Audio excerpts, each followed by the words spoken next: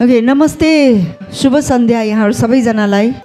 आज हाम्रो एकदमै प्यारो बुवा सुशील सुधीरको आदरणीय बुवा, हाम्रो मम्मीको प्यारो जीवन साथी, हाम्रो अङ्कलको भाइ, मदन अङ्कलको मामा, कसैको काका, कसैको ठुलो बुवा, कसैको सानो बुवा, हाम्रो निकै नै प्यारो हाम्रो अङ्कल केदारमान श्रेष्ठज्यूको आज वार्षिक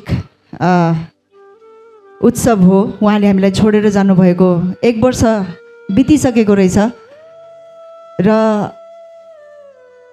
सुरुमा पनि उहाँको दिवंगतको समयमा हामीले यसै स्थानमा आएर प्रसाद ग्रहण गरेर उहाँको बारेमा, उहाँको जीवनी हामीले केही यहाँहरू माझ प्रस्तुत गरेका थियौँ।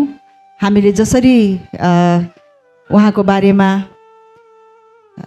अलिकति केही अध्ययन गरेर या सुशील सुधीरको जति पनि उहाँहरूले बुवाको बारेमा एउटा बायोडाटा दिनुभएको थियो त्यो अनुसारले हामीले एउटा उहाँको जीवनी तयार पारेका थियौँ। र आज 1 वर्ष बित्दा बित्दै फेरि पनि एकपटक हामीले उहाँलाई सम्झिनको लागि उहाँकै कृतिहरूलाई चाहिँ आज यहाँ प्रस्तुत गर्ने अर्को एउटा सानो प्रयास गरेका छौँ। र जहाँसम्म मलाई लाग्छ यहाँहरू सबैजनालाई थाहा छ, उहाँ एक कृष्ण भक्ति, कृष्ण भजन प्रेमी, कृष्ण भजन गायक हुनुहुन्थ्यो। एकदमै मिठो भजन उहाँले लेख्नुहुन्थ्यो, सङ्गीत दिनुहुन्थ्यो र एउटा श्रृङ्गार रसमा चाहिँ उहाँको भजनका कृतिहरू हामीले सुन्ने गर्छौँ। नाचौँ नाचौँ लाग्ने खालको भजनहरू उहाँले बनाउनु भएको छ र आज उहाँले लेख्नुभएको, उहाँले गाउनु भएको तिनै भजनहरूलाई चाहिँ उहाँप्रति नै हामी समर्पित गर्न गइरहेका छौँ।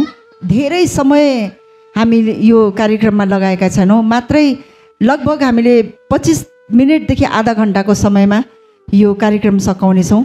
र बुवा केदारमान श्रेष्ठ सबैजनाको मन मस्तिष्कमा सधैँ सधैँ जीवित हुनुहुन्छ र हुनुहोस् भन्ने पनि हामीले यो कामना गर्दै आजको यो प्रसाद ग्रहण कार्यक्रममा पाल्नुभएका सम्पूर्णलाई उहाँको भजनहरू सुनेर आनन्द उठाउनुहोला म भन्न चाहन्छु। र यसको लागि म सबभन्दा पहिला हाम्रो आदरणीय मदन कृष्ण श्रेष्ठज्यूलाई बोलाउन चाहन्छु, उहाँको प्यारो भान्जो। सो म उहाँलाई यहाँ बोलाएर बुबा केदारमान श्रेष्ठको बारेमा केही शब्द बोलिदिनु हुन म हार्दिक अनुरोध गर्नेछु र त्यसपछि हामी 2-4 वटा भजनहरू प्रस्तुत गर्नेछौँ जसलाई तपाईँहरूले आनन्द लिएर सुनिदिनुहुन्छ भन्ने हामीले आशा लिएका छौँ। धन्यवाद। उपस्थित सबै दाजुभाइ दिदीबहिनीहरू सबैलाई सन्ध्याकालीन प्रणाम गर्न चाहन्छु। सबभन्दा पहिले मेरो 5 जना मामाहरूमध्येको सबभन्दा कान्छो मामा केदार मामा बित्नुभएको 1 वर्ष पुग्यो। उहाँप्रति हार्दिक श्रद्धाञ्जली अर्पण गर्न चाहन्छु। उहाँ मलाई अत्यन्त माया गर्ने मामामा पर्नुहुन्छ। मेरो अखबारमा के लेखेँ पढेर फोनबाट सुनाउनुहुन्थ्यो उहाँले। मेरो अखबारमा फोटो आइरहेको हुन्छ, फोटो आयो कि दङ्ग परेर सुनाउनुहुन्छ, तिम्रो फोटो छापेको रहेछ भनेर। जतिपटक न्युज आए पनि कहिले पनि उहाँले वाक्क नमान्ने, जहिले पनि असाध्यै मेरो चिन्ता गरेर नै मेरो प्यारो मामा पर्नुहुन्छ उहाँलाई सम्झ्दा दुःख लाग्छ। उहाँ एकदम कविता गीतहरू लेख्नमा माहिर हुनुहुन्थ्यो। उहाँ शब्दहरू पण्डितजीहरूलाई नआउने शब्द पनि उहाँले आउँथ्यो। एकदमै गजबको ट्यालेन्ट उहाँ हुन्थ्यो। म उहाँकै कविताहरू उहाँले सुनाइरहन्थ्यो बिहानदेखि बेलुकासम्म कति कविता लेख्न सकेको। अब मामाको विषयमा के भनौँ, म धेरै माया गर्ने मामाको विषयमा बोल्न पनि गाह्रो हुँदैछ, के कुरा गर्नु भनेर। उहाँप्रति फेरि हार्दिक श्रद्धाञ्जली गर्न चाहन्छु, त्यति भनौँ। उहाँको भजनहरू सबै 101 छ। त्यसमध्ये मलाई मनपर्ने एउटा भजन सबै मनपर्छ। त्यसमध्ये घुम्रे कपाल कृष्ण तिम्रो कालो नयनले भन्ने छ। त्यो 2 लाइन म गाउँछु, त्यसपछि हाम्रो भाइहरूले गाउँछन्, सुशील सुधीरले। घुम घुम्रे कपाल कृष्ण तिम्रो टुल्की नयनले, हे कृष्ण लट्ट पार्यो मुरलीको त्यो धुनले। घुम्रे कपाल कृष्ण तिम्रो टुल्की नयनले, हे कृष्ण लट्ट पार्यो मुरलीको त्यो धुनले। मलाई म कला क्षेत्रमा लागेको पनि ती मामाहरूको गोता गएको रहेछ भन्ने मलाई लाग्छ। किनभने मेरो त्यो माइलो मामाले पनि मलाई कविताहरू लेखेर सुनाउनु भएको थियो। सबै मामाहरू सबै हाम्रो त्यो भरत मामा पनि गीत गाउनुहुन्छ, स्वर मिठो छ फेरि उहाँको पनि। केदार मामाले त अझ 71 वर्षको उमेरमा हार्मोनियम किनेर ल्याएर हार्मोनियम बजाउन सिकेर भजन लेखेर गाएर टिभीमै निकालिदिनु भयो। त्यस्तो उहाँले जिन्दगीको एकदम अन्तिम समय भनौँ त्यतिखेर सुरु गर्नुभयो। उहाँलाई पार्किन्सन पनि थियो लास्टमा। त्यो कला क्षेत्र पनि मामापट्टिबाट आएको रहेछ। मलाई पार्किन्सन पनि मामापट्टिबाटै आएको रहेछ। हाम्रो केदार मामालाई पनि पार्किन्सन थियो। जेठा मामा सुवर्ण मामालाई पनि पार्किन्सन थियो भनेर सुनेको छु मैले। हो, जेठा मामालाई पनि पार्किन्सन थियो। खुट्टाले अप्ठ्यारो हुन्छ भन्नुहुन्थ्यो। त्यो केदार मामालाई थियो नि।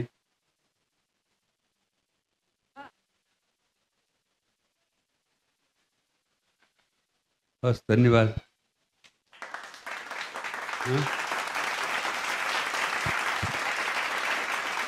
Hello, okay.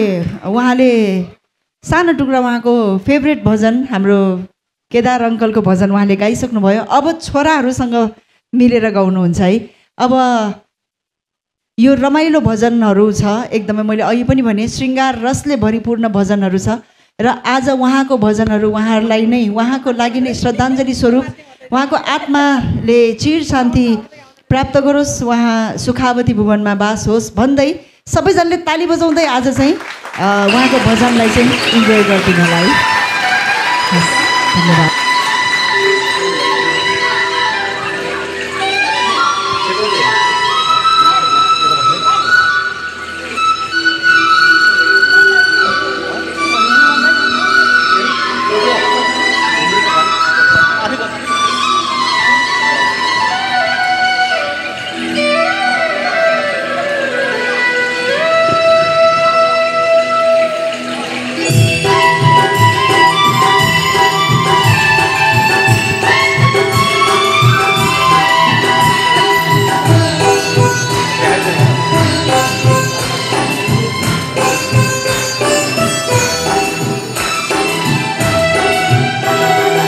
घुम्रे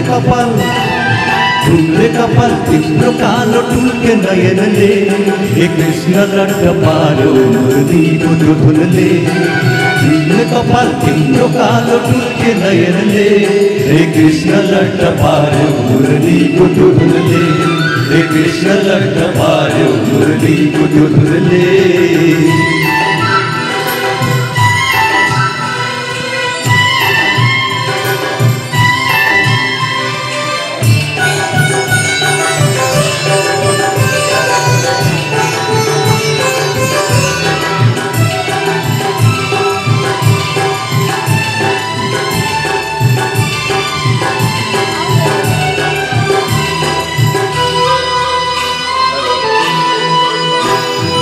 नाचो जब गोपिनीका साथमा छमछम, नाचो जब गोपिनीका साथमा छमछम, रमणीय वृन्दावन देखिन्छ रमझम। गौसाधु रक्षक नाचक तिमी, सुदामाको गलिकामा खुसी हुने तिमी, खुसी हुने तिमी।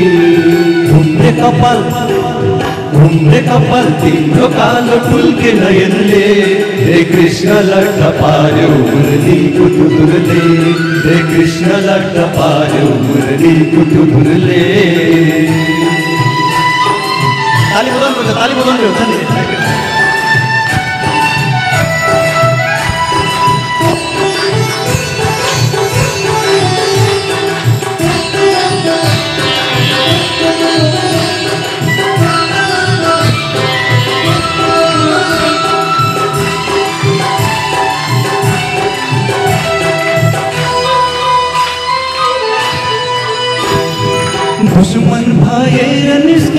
मामा कंस नै दुश्मन भएर निस्के मामा कंस नै पाठ गर्न तुझे जब तिम्रो वंश नै पाठ सिकायो जसरी युक्ति जतनले हुन्छ मुक्त मन तिम्रो ज्ञान मननले घुम्रे कपाल तिम्रो कालो टुल्के नयनले हे कृष्ण लट्ट पार्यो मुरलीको त्यो धुनले हे कृष्ण लट्ट पार्यो मुरलीको त्यो धुनले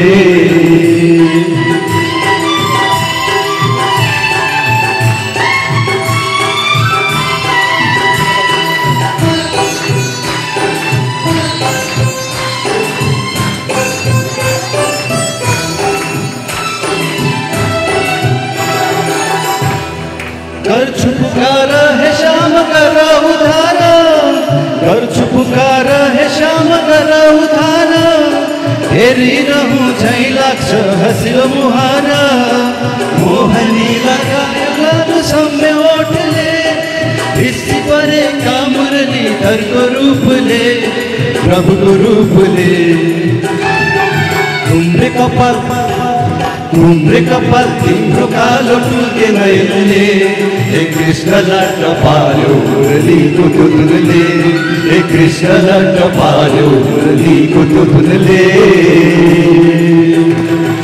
थ्याङ्क यू यो पो हो त सही मानेमा चाहिँ बुवालाई श्रद्धाञ्जली है। उहाँ कति खुसी भइराख्नु भएको होला यदि माथि उहाँले चाहिँ यो फिल गरिरहनु भएको भए मामा आफै बुवा आफै स्क्रिनमा भान्जा पनि अगाडि छोराहरूले गीत गाएको बुहारीहरू अगाडि मम्मी नाति नातिनाहरू एकदमै रमाइलो। उहाँ चाहिँ अब भजनमा मात्र होइन राष्ट्रिय गीत पनि एकदमै मिठो उहाँले लेख्नु भएको छ। अब चाहिँ म यो गीत एक्लैले गाएर त सम्भव छैन, यसमा साथ दिनलाई हाम्रो साथीहरू पनि हुनुहुन्छ। महेश वज्राचार्य, देव श्रेष्ठ, सबैजना प्लिज अगाडि आइदिनु होला है। उभि मात्र भए पनि दिनु, मुख मात्र भए पनि चलाइदिनु होला। अनि सुशील, सुधीर,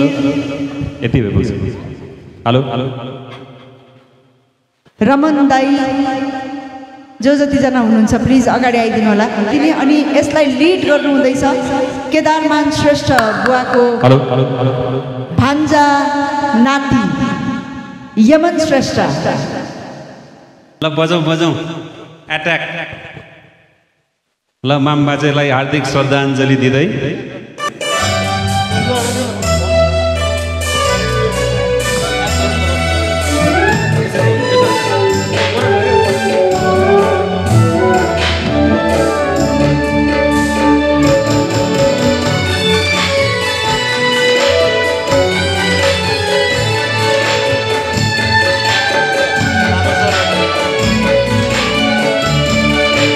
सानो छ र हाम्रो नेपाल, यसका छटा छन् विशाल। सानो छ र हाम्रो नेपाल, यसका छटा छन् विशाल। देशको गौरव जोगाउन जुटाउन बनौ निहाल। सानो छ र हाम्रो नेपाल,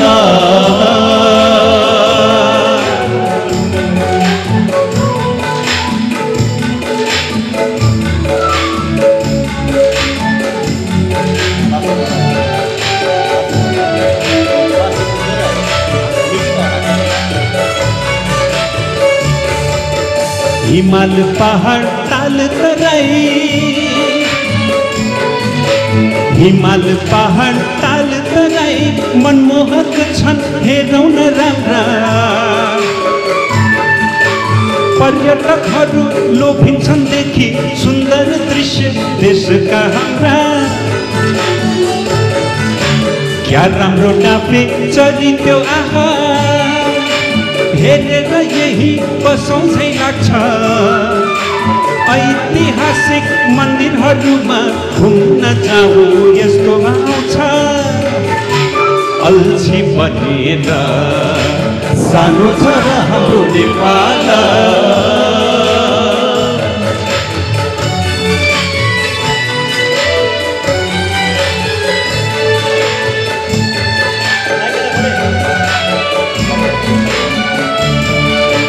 तिमी पहाडी यो हो मधेसी, तिमी पहाडी यो हो मधेसी, सहरिया पो महु भनेर गर्व गरेर नफुलौँ हामी, बसौँ न अब सबै मिलेर। हामी सबैको रगत उस्तै हो होइन हेरौँ लौ त जाँचेर। समूह फरक भए तापनि रङ्ग उस्तै छ भन्ने बुझेर बसौँ जसौँ मिलेर। सानो छ र हाम्रो नेपाल,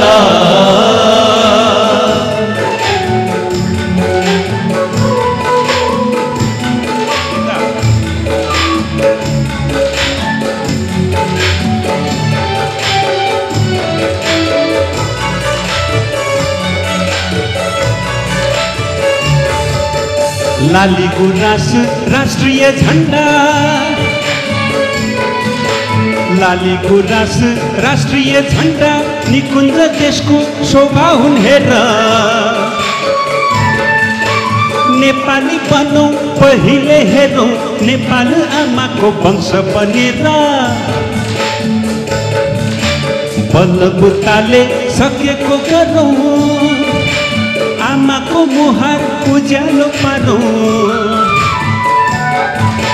हाम्रो राष्ट्रियता विभूतिहरूले देखाएको राम्रो बाटोमा लागौँ, देखाउँ सपुत बनेर। हाम्रो नेपाल यसका चर्चा छन् विशाल, देशको गौरव जोगाउन छुटाउन भनौँ नि हाल। सानो छ र हाम्रो नेपाल यसका चर्चा छन् विशाल, देशको गौरव जोगाउन छुटाउन भनौँ नि हाल।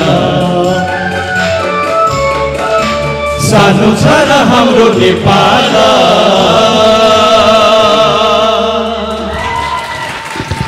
धन्यवाद धन्यवाद यमन। ए वान्स मोर पनि आयो, थ्याङ्क यू।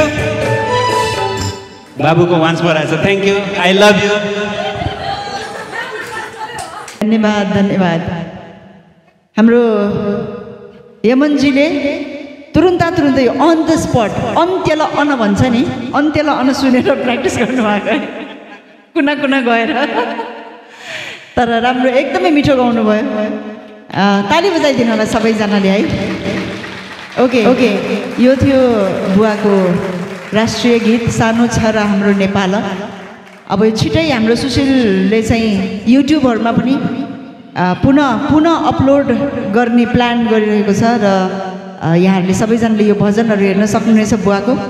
अब अर्को पालो एउटा बुद्ध भजनको, यसको लागि महिला समूहलाई म बोलाउन चाहन्छु यहाँ।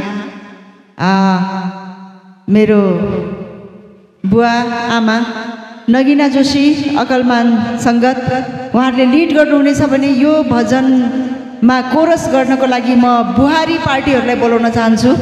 सिया श्रेष्ठ, अम्बिका श्रेष्ठ, अनि साथीहरू मन्जु प्रधान, अन्जु शाक्य, हाम्रो बिना, जबिला जोशी, सबैजना है आइदिनु होला। सबैजनाले आफ्नो हिसाबले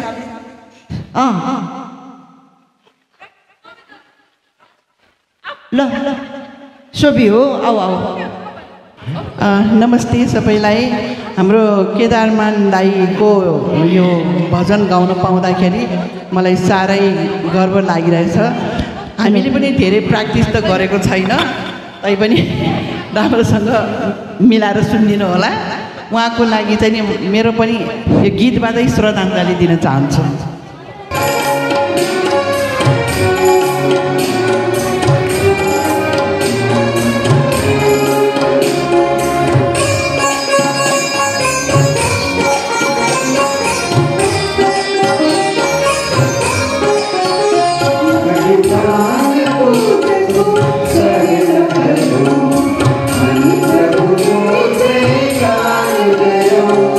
शान्तिको बाटो सजाउनुलाई